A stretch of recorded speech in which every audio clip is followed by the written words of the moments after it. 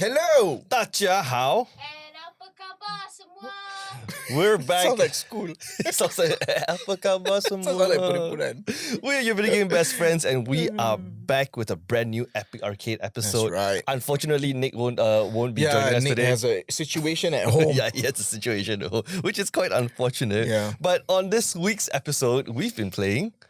Monster Hunter Wilds. I have to say, I was never a fan of Monster Hunter. Is it because you've never played it before? I have played. I have but played. you just never. I have recalled that I played two different Monster Hunter. The first one was on my 3DS, and the second one was on my Nintendo Switch. Right, I did not enjoy both. Right, but this one was like shit, man. Every night I also It's like meth. Yeah, I just hope that my girlfriend goes to sleep and I can just play, and then I play until like 1-2 in the morning, and I feel so guilty. But I love it, man. I love it. Well, we'll talk about it later in the episode, but there are a couple of reasons why this one is a bit more accessible to a lot of people than previous installments of Monster Hunter. Yeah. Anyways, this week we'll be talking about Monster Hunter, basically me and Afiq's experience. How many hours do you have again? Oh, bro. I have. Can I check on Steam? I can, right? Yeah, you can. Let me check. I should have. I have 55.7 hours played, and my last played was 24.9. yesterday. 24.9. Weak numbers, man. Weak numbers. Anyways, Monster Hunter Wilds after Daddy this break. numbers is what it's called.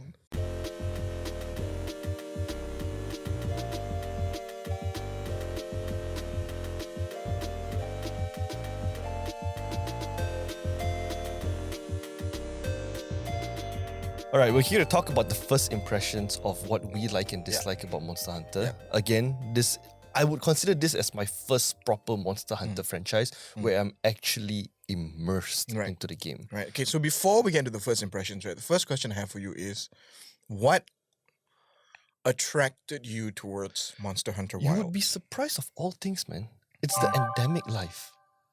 It's the endemic life. I'm not even surprised. Yeah, I know you, right? So it's the environment. It's the monsters. The monsters are definitely a highlight because if you were to ask me what really got to me, yes, the endemic life is definitely one of the main attractions for me of all things. Yeah. The second one is this one relived or rekindled a spark that I have while playing Elden Ring.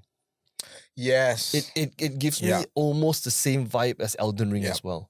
Yeah, like overcoming the. I mean, I do that all the time, lah. But yeah. What? Overcoming. Overcoming like the big bad bosses, and then the challenges in getting there, and then having to like learn patterns and all that. Remember the first time once the credit roll and that first boss you fight, the Yakukut. I know. The Yakuku, and you butchered it, but I know what you're talking about. And you mentioned, why the hell is this monster harder than the final boss I fought, right? And that is what gets me going all the time because all the monsters have, very similar to Elden Ring, a pattern, right? And once you memorize or once you start to kind of like pick up little inklings of the boss / monster, you'll be like, I know how to fight you. Yeah. But every time you go in with that mentality, and then you die. Yeah. Because it's like, oh shit, man. I should have not done that. I should have not be greedy and just hold it a bit more. Yes. Do you feel like your entry into, because it's the first ever Monster Hunter you've actually like been immersed in, right? Do you think it comes from your experience with Horizon Zero Dawn? I know you played Horizon. Yeah. Wait, no, you didn't play Zero Dawn. You played the latest installment, right? I played Zero Dawn. I did not play Journey to the West or whatever it's called. Yeah, it's West. I think that's something. a movie. Yeah, Forbidden West. Forbidden West, Forbidden West. Journey to the West is the Monkey King, right? Wukong. I would say no. Zero Dawn did not give me the same feel, but the only thing that I can actually have a great comparison to is Elden Ring. Definitely Elden Ring. The size of the monster, the way they fight, the way they have like certain patterns of each different monsters that we encounter. Going into every fight. Yes. It's like Elden Ring. Yes. Because when it comes to Monster Hunter, right? Let's talk about the classes real quick, right? You play as a hunter, right? You follow this guild to a unexplored world, and then one thing I always find funny on the storyline is that when the very first scene where you go into when you go into the new worlds, they said like the scouts have reported this as a uninhabited land. Yeah. But then when you go in, bro, the land is It's the most huge, inhabited. bro. Yeah, it's inhabited, right? And you go in as a hunter, and of course, clearly, me being a RPG player, Yeah. I chose bow. Right? Yeah, of course. Every game. Because I mentioned bow specifically because there is 14 different weapon classes, right? Yeah. There's the great sword, sword and shield, hammer, lance, switch, axe, insect glaive, heavy bow gun, long sword, dual blades, hunting horn, gun, lance, charged blade, light bow gun, and bow. Yeah. Right? And all of this, I've only tried two weapons. Bow and light bow. Dual blades. Oh, and dual blades. Dual blades. Yeah. But right now, I'm running bow and bow. Bow primary, bow secondary. Yeah, bow primary. With like different elemental damage or what? Oh, okay. Yes. Okay, and what about you, Fik? So the first thing I want to say is the reason why I think Monster Hunter is so accessible, at least to me, and this is the second. So unlike you, I'm also not a Monster Hunter. Like you, I'm also not a Monster Hunter veteran. Okay. Like I don't have as much experience with Monster Hunter as other people I know. But I did play Monster Hunter Worlds, and I was pretty immersed in that game. I played that for a bit. I didn't get to end game. I did get to high rank. So going into Wilds, I understood the mindset. I understood like what needed to be done. Mm-hmm. But of course, in Wilds, you learn a little bit more because now we're playing with, like, we have friends who are veterans, right? So they teach us a little bit about like the different ways to prep for hunting and all that. And one of the reasons why Monster Hunter has always been accessible to me is because it's one of the, in my experience, one of the few games like that doesn't lock you into a class based on your character build. Yeah, because you can change weapons anytime you want. And it's still as effective. Yep. It's only weapon classes. Yeah. Because you only you have different loadouts, right? You have different gems and decorations that you add onto your armor and you can save up to like 10 different loadouts for different situations. Yeah. And I feel like that's what makes it so accessible. But my first impression is like yours, where Elden Ring left such a great mark on me as a video game. Going into Monster Hunter Wilds, having the same mindset as Elden Ring really, really helped because the combat approach is almost similar. I wouldn't say it's like absolutely similar, but it's very, very similar, right? And it's one of those games where if you wanted to immerse yourself and play it for 6 hours straight, you can. You can. You definitely. If you wanted to go in for one single combat, one single hunt, also can. Yeah. And that's very, very beneficial to me. What I would like to add to this is like there are a couple of friends, our friends, Joe, for example, because Joe and Vicky bought the game yesterday. Oh, sweet. And I remember before this, Joe did ask me, is it worth buying? And that's a very great question, especially coming from me who like you, not a MH vet. Yeah. Right? I would say this is one of the greatest games that I would not recommend. Yeah. With the caveat of if you have no one guiding you through the game. Right. Because I'm not gonna lie, when I first jump in, if you play the campaign, it is overwhelming from the UI, the UX, the weapons, the playstyle. It took me all the way to end game for me to realize that I can lock on my bow and use the lock-on missiles on my bow. I did not know that, Fik. I did not know that. I only realized you could do that when I encountered like a random TikTok video. It's like, how the fuck did that guy do that? Yeah. And I went to the training and I was just pressing buttons to figure that out. Yeah. No, that's the thing. Like the thing about like going to the training area is it shows you the like a list of combos, right? Like just 3 combos. Yeah. But it doesn't dive deeper. Yep. There are special combinations or mechanics when you press different buttons, when you cancel stuff. So those are the things where like you learn as you progress, or you follow someone who's a veteran who is your friend, or you follow a creator who's been doing it for a long time and they know how things are supposed to happen in Monster Hunter. And it's very difficult on top of that because again, there is 14 different weapons, right? Yeah. And for you to master one, it's already hard enough. It's a long time. Can you imagine mastering all 14? I mean, definitely there are people who is very fluent with all 14 weapons. But for me right now, I dropped the dual blades mainly because I wanted to understand and master how a bow works. Yeah. Because my next weapon would be a hunting horn. Oh, interesting choice. I want to do a hunting horn because... Interesting choice. You buff, so you I can just want to buff. squad members, right? Yes. Yeah. there's a lot of things. I'll go into a deep dive after that, right? Yeah. But again, if someone were to ask me right now, Kel, should I buy Monster Hunter? I would say yes. Only if you have someone guiding you. I'm not even talking about like a YouTube channel or like some TikTok videos that you find. Like someone on Discord. Someone on Discord holding your hand through the game and guiding you through everything. Because when I first started a hunt, Fig, I didn't know what I need to bring with me. Yeah. Right? I didn't know what my item pouch should have. Yeah. Right? I didn't even know what kind of weapon coatings for my bow that I require. But now after like 50 hours in, I can close my eyes and comfortably tell you what to do only if you're playing a bow. Right? Other than that, I'm lost, man. Yeah. No, but I feel like that's how you're supposed to play it. I don't think it's efficient for you to master all 14 weapons.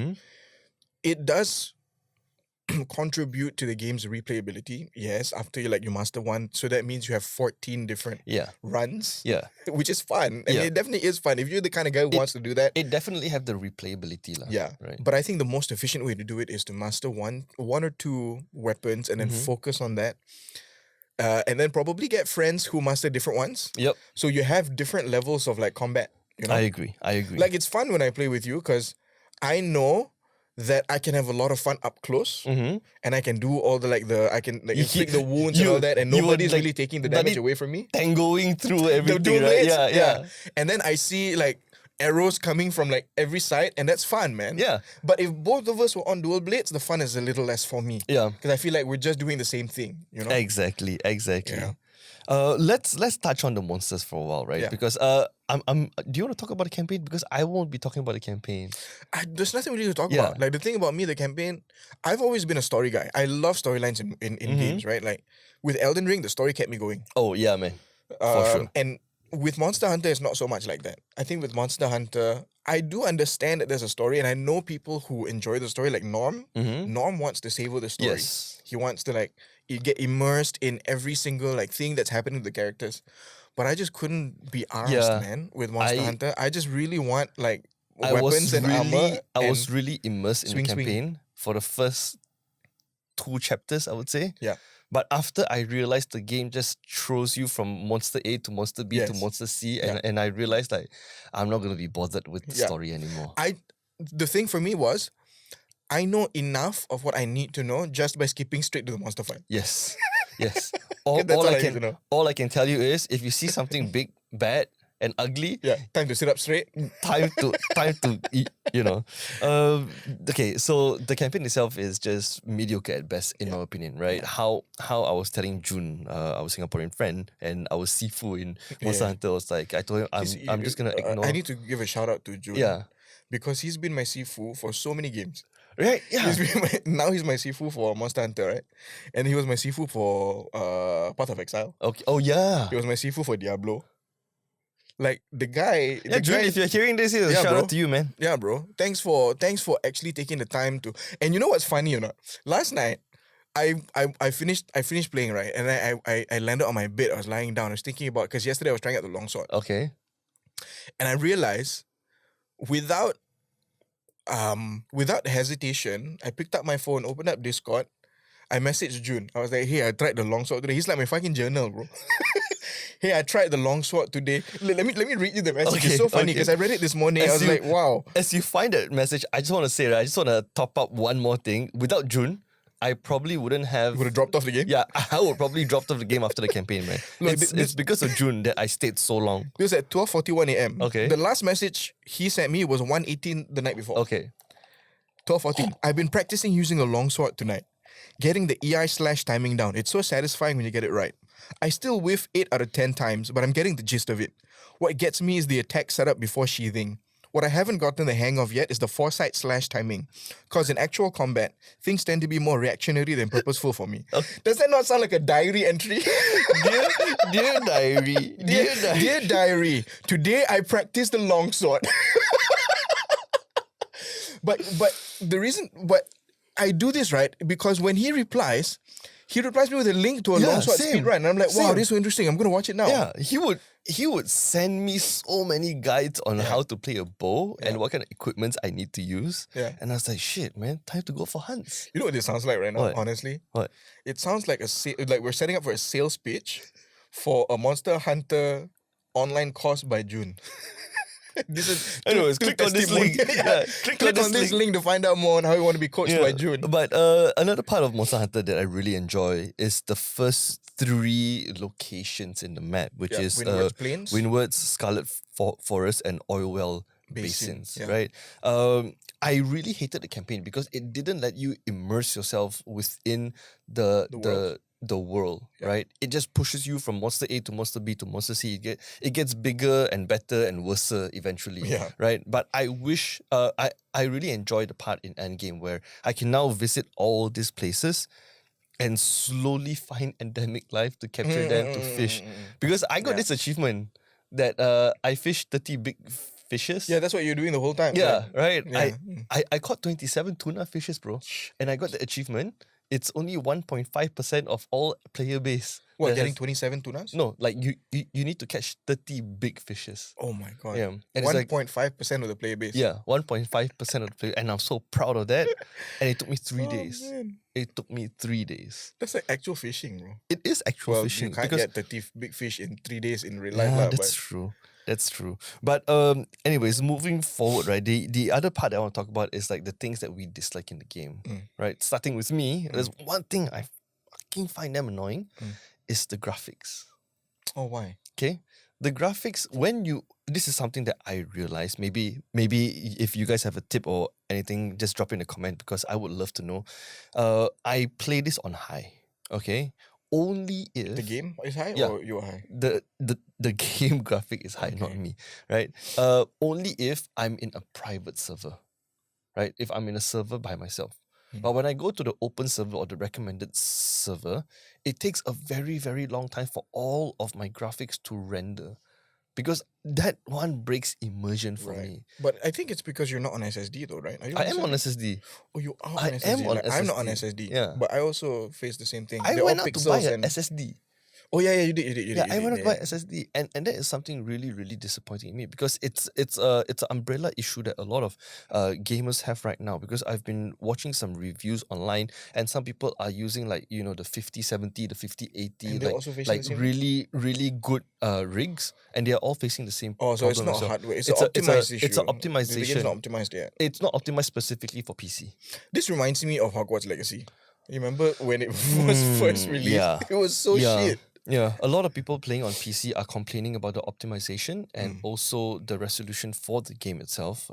People on console are applauding the game for running very, very smoothly. It's optimized for console. It's a console first game. It's a lot of Japanese games. Right? Yeah. It's a lot of Japanese games. Yeah. They always make it. Excuse me. They always make it for console first, and then PC is usually an afterthought. Yeah. But then after like 6 months, they'll be like, "Oh, we got this new update, to fully optimize your everything." Yeah.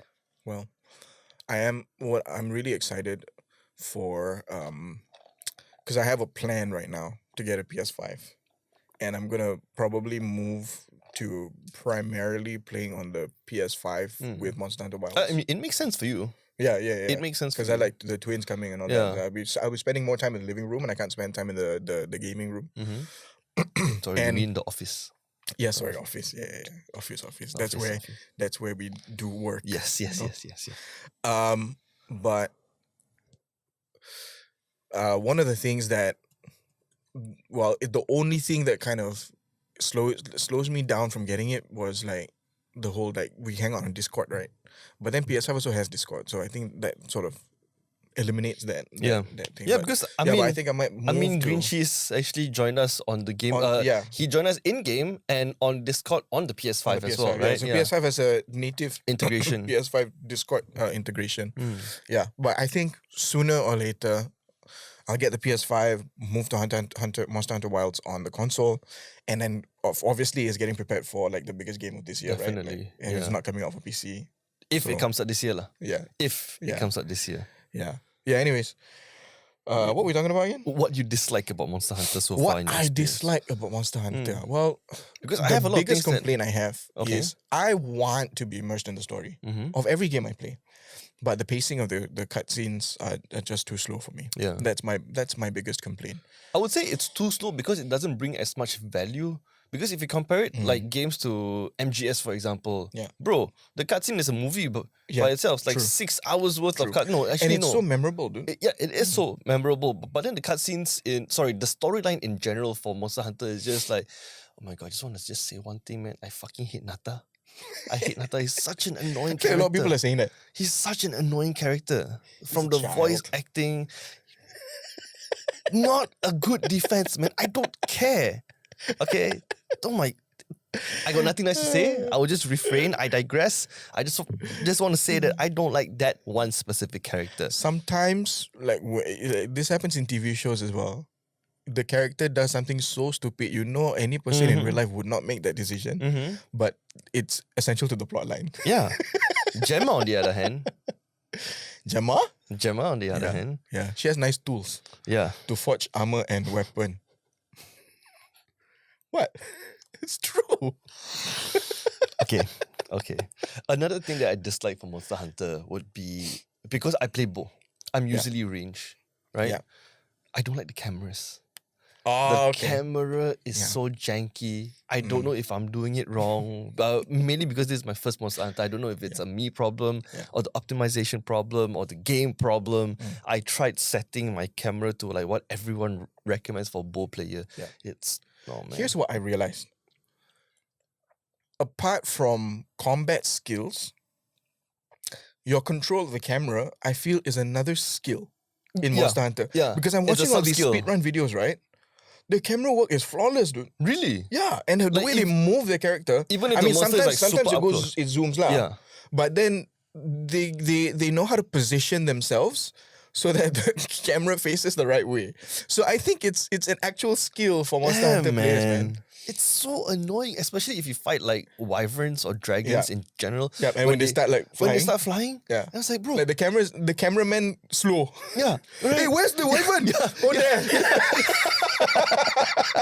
Or like when they get super up close and you don't even know what the hell you're hitting. All I'm seeing is like the crits and the damage and the numbers. Like, okay, I'm doing something. Just to realize I'm actually shooting like the smaller monsters in front of the monster. I was like, wow, damage. It's like, no, that's because you hit the wyvern and you making like 9 damage, 18 damage. Suddenly when you can't see the wyvern and you're hitting whatever, you suddenly make like 98. And you're like, oh shit, it's big damage. Big damage. And then you see the carcass of the small one. That's what I was going through, especially, right? But I really think the camera work is a skill. Yeah, I mean, if you put it like that, I definitely agree with you because it is a skill to know how to move your camera or how to angle your camera. Are you mostly in focus mode when you... I'm always in focus mode. Yeah, because you're using a bow, right? I'm always in Actually, for melee also, it's advisable to always be in focus mode. Yeah, I'm always in focus mode to the point that I run out of mana. That's why I die. Focus mode eats stamina, is it? Stamina. Bow, every shot I take is like 30% of my stamina. Oh, bow. I always cannot dodge because I'm out of stamina. That's all. Oh, shit. Yeah. Do you have... Does your build play into that? Like adding more stamina or reducing stamina depletion and all that? I have a number of gems and my weapon. So even with the depletion stuff, it takes away 30%, so or else it takes more. it takes away like I would say 10-20% now. I realize I have more stamina than when I first started, but it's still it turns into a management game. Yeah, I understand. It turns into a management game eventually because I need to know how much mana I require to dodge like big attacks coming in. Yeah. Because every time I do a perfect dodge, I replenishes my stamina, right? Yeah. So it turns into like my main goal is to kill the monster. My sub goal is to make sure that I have enough stamina. Yeah. Yeah. I want to show you a video. Okay. Because I've been playing longsword.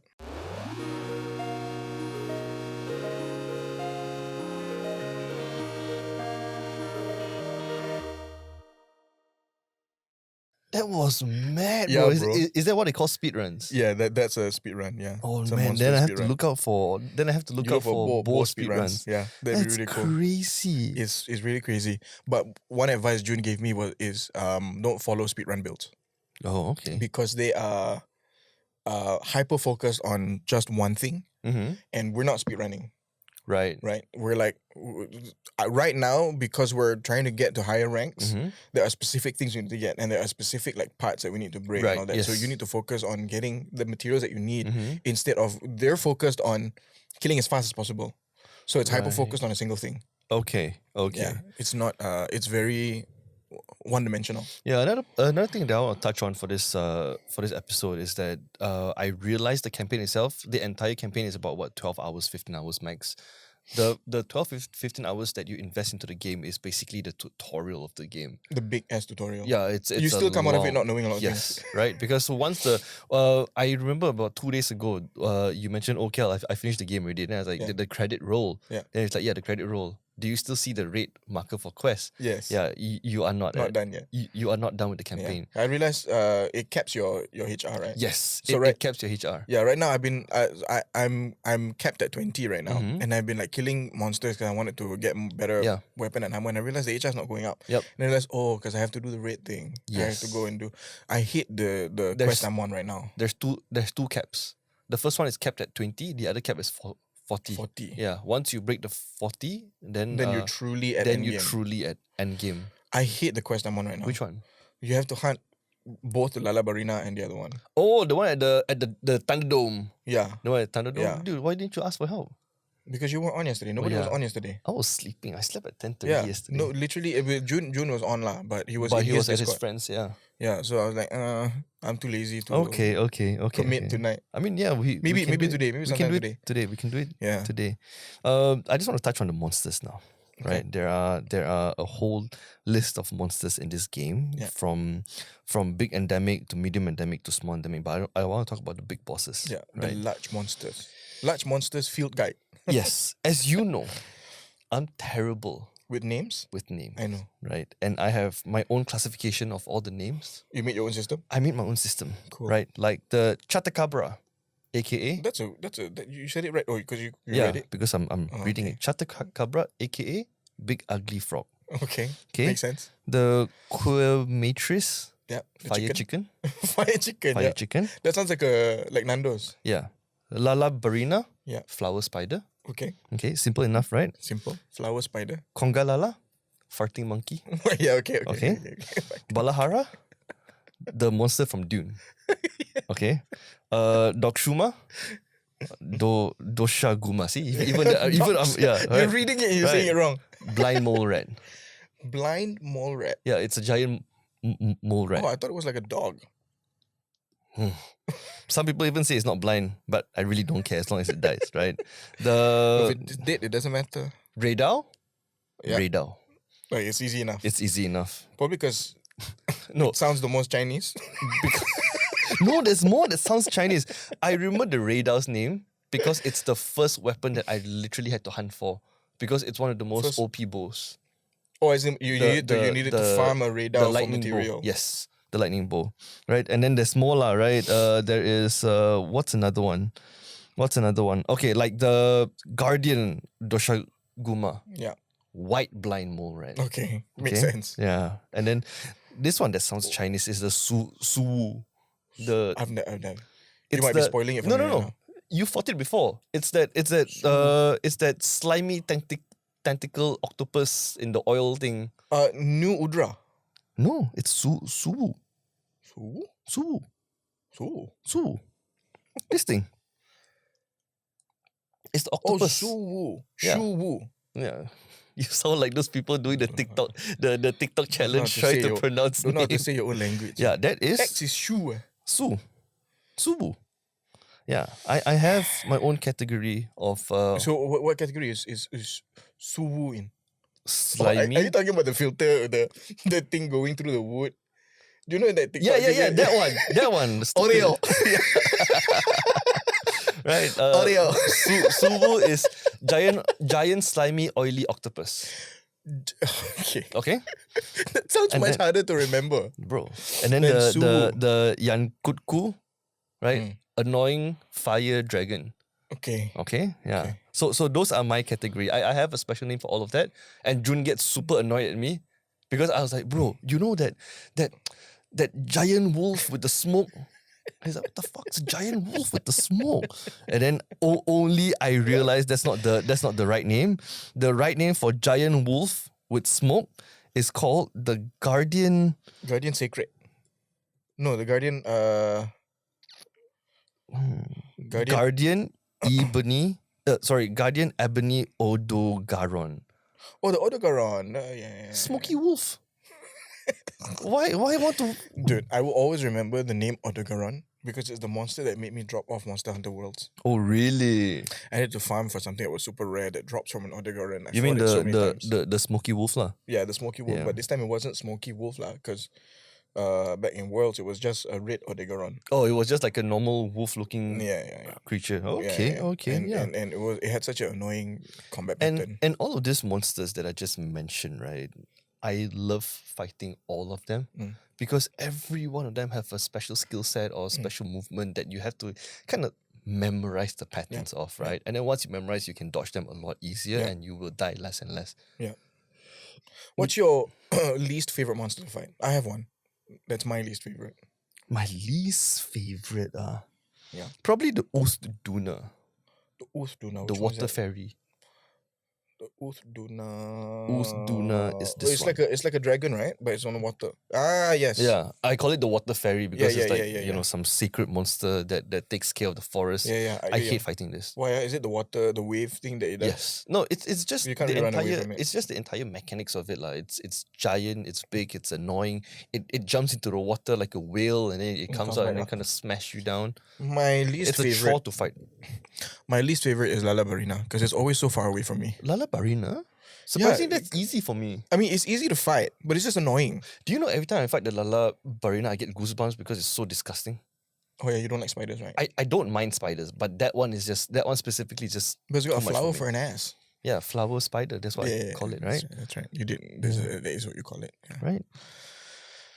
So yeah, man, that's kind of like my experience of Monster Hunter. Yeah, so I think we'll have a lot more to talk. I'm talk 55 about. hours in, and then now we have more new players coming. You have Norm, you have Joe, you have Vicky. Don't know how many people are actually going to stay for the long run. Yeah, but I'm excited Ace for of the Pigs. Ace of Pigs, man. I was actually thinking to change the name. Yeah, change it, man. Yeah, it's too haram. Actually, it would be cool if we left the name of the squad. So that whoever's listening to this episode, if they play Monster Hunter Wilds, they can join in. So build the whole community, Pigs, right? Or we can just build it because you have you can have different squads, right? Yeah, you can have like a different squad, like an epic arcade. Like Ace of Pig would be epic arcade, so anyone can. I think a lot of people can actually join the squad itself. Yeah. Anyways, it's called Ace of Pigs. The 3 people that listen to this. Yeah. And of the 3 people, only one other person probably plays games. The other one's my wife and Nick's wife. And probably Kevin. And probably Kevin. Yeah. But that is my experience of Monster Hunter Wild so far. Again, 55.7 hours in. 24.9 for me. I would rate it a solid 8.9 out of 10. Wow, that's high. 8.9 out of 10. Yeah. The game gave me purpose. And the ability to play it with friends specifically makes it so much better. The only reason I give it an 8.9 is because the camera's janky, the optimization for PC is a bit bad, but overall, I enjoyed it. You've coined that word, man. Yeah. I'm finding it difficult to rate it right now. It's just numbers, bro. Yeah, but they carry something, right? I mean, they mean something to me. They have to mean something to me. I probably put it at a 7.5, 8. Right now. Okay. Yes. Do you know about their DLC system? No. I don't know. Right. I don't want to know for now. Right. Right now, I just want to master the game. But it's the same for every installment lah. So basically, base game stops at high rank. DLC will give you access to master rank. Right. And what does master rank entail? Much harder monsters. Okay. So like Monster Hunter Worlds, the base game was a lot like Wilds, and then you had Iceborne, which introduced master rank. Well, it didn't introduce it. Iceborne was the DLC, right? Yeah, it brought it added master rank into the Worlds ecosystem. Will they introduce new monsters later on? Like not the same monsters that we see. There's normal, guardian, and then tempered, right? Yeah. I think they'll add not like a whole fleet of monsters, but I think 1 or 2 new ones. Okay. And then possibly new variants of existing monsters. I like the idea. Which are much harder. I like the idea. Because a lot of people, I've been going through Reddit, and a lot of people are saying how Monster Hunter Wilds is much easier as compared to other Monster Hunters. And I wouldn't say easy, I would say more accessible. It is more accessible because this is the first Monster Hunter that introduces the sacred or any sort of like vehicle system. And allows you to like move around with the auto move and all that. So it makes it a lot more accessible. But a lot of people are comparing the game to Iceborne, which is a completely different difficulty level. Iceborne was like master rank. So obviously Iceborne was much harder. And the thing about like the Monster Hunter community that I've realized so far of the content that I've consumed is a lot of people don't want the game to get easier. Which is very different than other communities. Other communities would want like games to get easier. Like Elden Ring, the whole Elden Ring community was like split between people who enjoy how difficult it is and people who want it to be simpler. But for a big chunk of the Monster Hunter community, a lot of people don't want the game to be easier. I guess it's one of those games where you go there for the difficulty, for the hardship that you have to go through, I guess. Feels like self-inflicted pain. Anyways, that's all the time we have for you guys on this episode of Epic Arcade. And as usual, we are your video game best friends. My name is Kelvin. And I'm Afiq. And we've been playing Monster Hunter Wild. Until next time, we hope Nick can join us again. And I hope that we can get a wide angle lens too. Okay, take care guys. Goodbye. Bye. 3